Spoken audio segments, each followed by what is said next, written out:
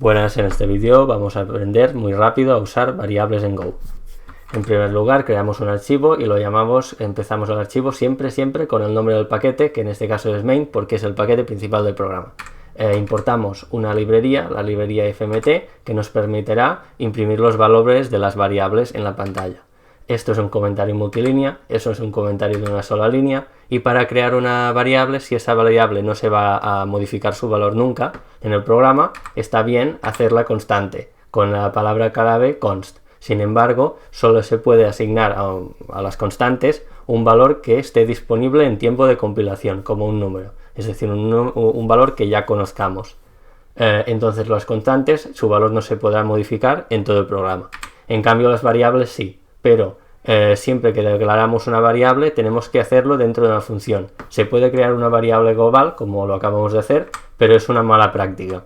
Entonces creamos nuestra primera función. Recordamos que si llamáis la función main en vez de vars, en este caso, pues será la primera función que se ejecute al empezar el programa. Así que si queréis que el programa se ejecute, llamad a esta función main, M-A-I-N.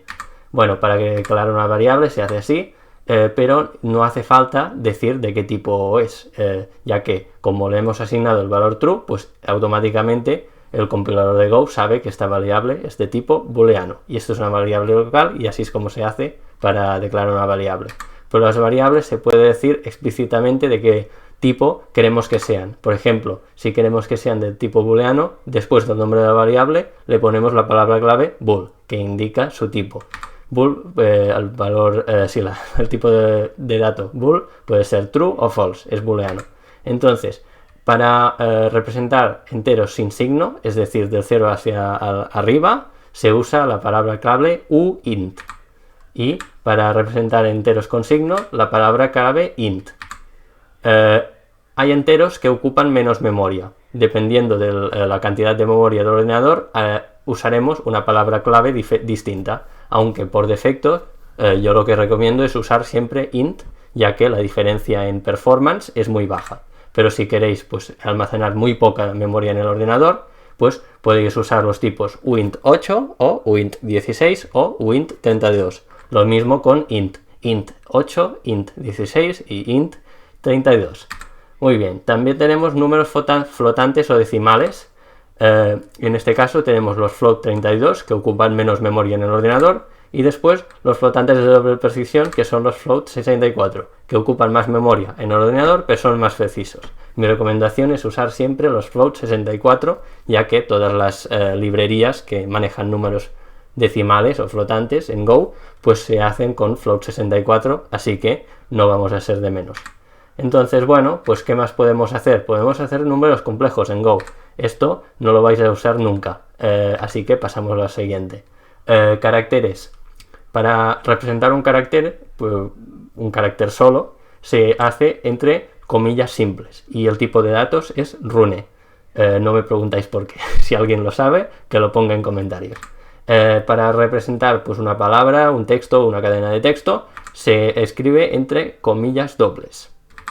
Ahora, todas las variables que declaramos, si no las inicializamos, es decir, si no les asignamos un valor, van a tener un valor por defecto. En los números, en las variables numéricas, el valor por defecto es 0, y en las variables booleanas es false. Entonces, bueno, pues is false, pues decimos, si no la inicializamos, si decimos declaro una variable, que la variable es is false, y no la inicializo, el valor va a ser por defecto false. Cuando lo imprimamos, pues se nos va a mostrar en pantalla false. Ahora bien, ¿qué más tenemos? Podemos convertir de un tipo a otro. Eso es útil para convertir pues de entero a decimal, o de entero más pequeño a entero más grande. Cosas de esas. Entonces, bueno, ¿qué más? También hay una sintaxis bastante bonita para declarar varias variables a la vez. Con la palabra clave var, abrimos paréntesis y vamos inicializando las distintas variables.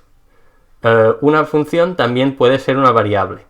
Esto es lo que convencionalmente se llama que en Go las funciones son ciudadanas de primera clase, ya que se pueden usar como si de variables se tratasen.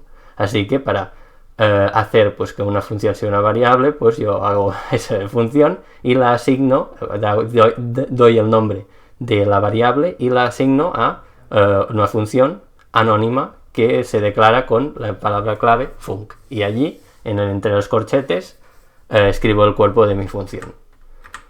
Muy bien.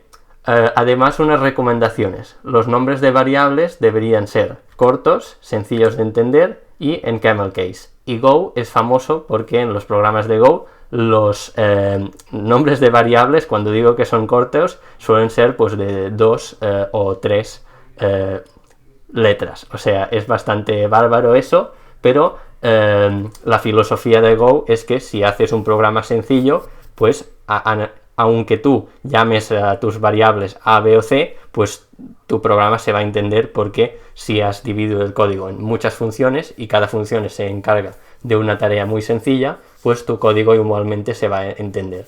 Así que la convención es que los nombres de variables sean muy cortos. Entonces vamos a ver algunos ejemplos de malos nombres de variables. Este nombre de variable no es bueno o no es idiomático porque está todo en mayúscula. Este otro está en snake case y tampoco es bueno porque no estamos programando en Python. O este otro nombre, que sería típico de un programa de Java, tipo muy largo, y con, por ejemplo, diciendo, pues, si el tipo de variable es un array, pues voy a llamar a mi variable array. Pues no, porque si tú le pases el cursor por encima del nombre de la variable, ya te dice que es un array. ¿Para qué llamar la variable con el nombre array si ya sabes que es un array? Entonces no hace falta. Y también poner un underscore adelante de la variable, pues no es una buena práctica para nada.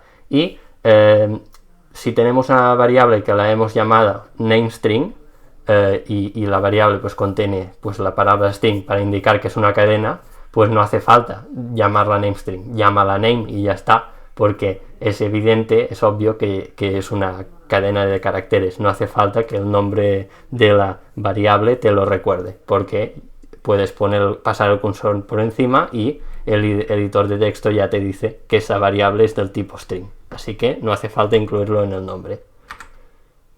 Muy bien, hasta aquí cómo usar variables en Go.